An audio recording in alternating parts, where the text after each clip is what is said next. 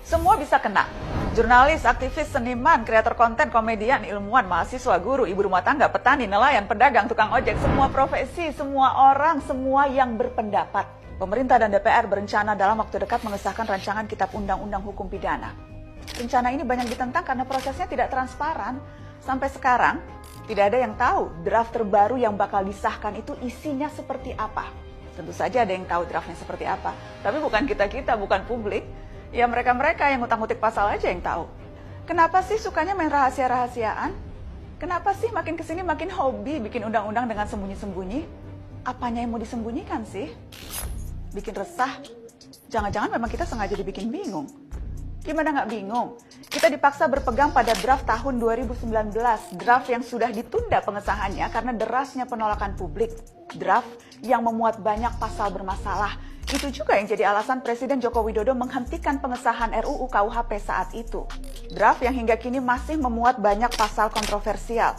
Beberapa bahkan sangat genting sebab mengancam kebebasan berekspresi dan berpendapat karena memidanakan orang-orang yang dinilai melakukan penghinaan terhadap pemerintah dan penguasa. Mari lihat beberapa pasal bermasalah ini.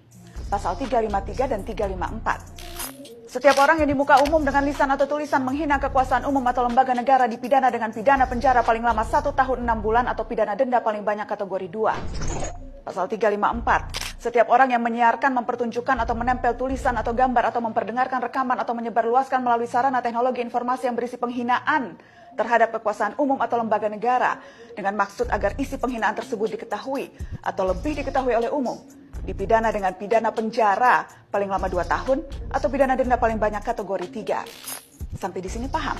Kalau belum, mari kita bedah sama-sama.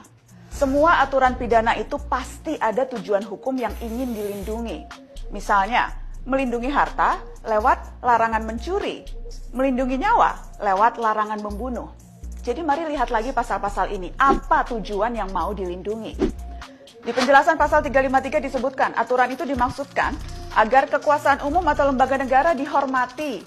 Oke, jadi tujuannya melindungi martabat penguasa. Dalam hal ini DPR, martabat DPRD, martabat kepolisian, kejaksaan, dan kepala daerah. Padahal sebenarnya, kalau kerjanya bagus, martabat bisa terlindungi dengan sendirinya kok. Tapi oke lah, anggap saja kita ikuti logika penguasa ini. Nah, tujuan ini dalam konteks HAM perlu diuji dan diseimbangkan dengan tujuan lain jika berbenturan. Dalam pasal-pasal ini tujuan menghormati kekuasaan berbenturan dengan melindungi kebebasan berbicara publik. Pertanyaannya, mana yang harus didahulukan?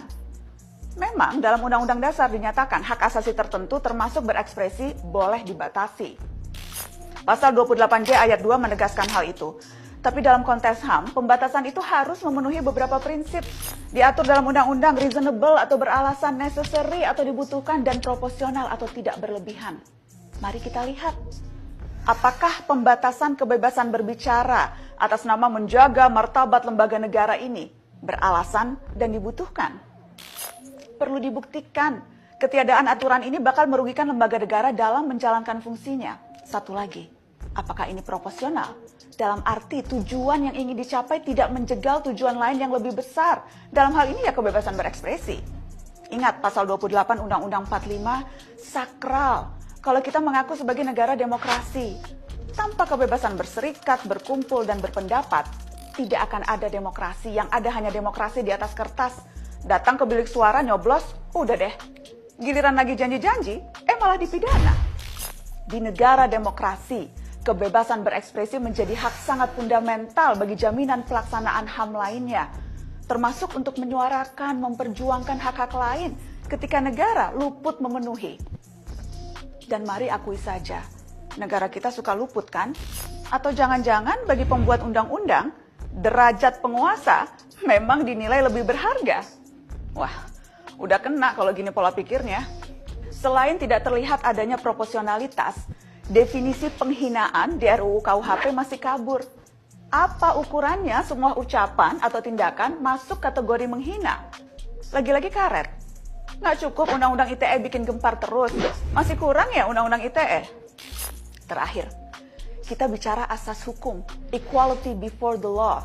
Semua pihak sama kedudukannya di hadapan hukum. Diperkuat putusan Mahkamah Konstitusi yang menekankan asas persamaan kedudukan antara pejabat dan warga negara di hadapan hukum.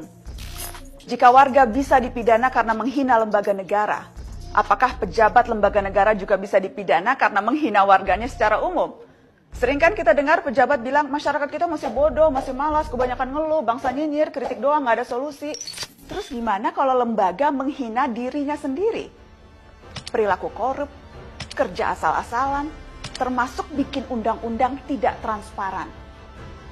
Jangan sampai rancangan kitab undang-undang hukum pidana menjadi hewan liar yang sengaja dilepas, menerkam siapa saja, semua bisa kena, kecuali tuannya sendiri. Ini undang-undang atau plester ya?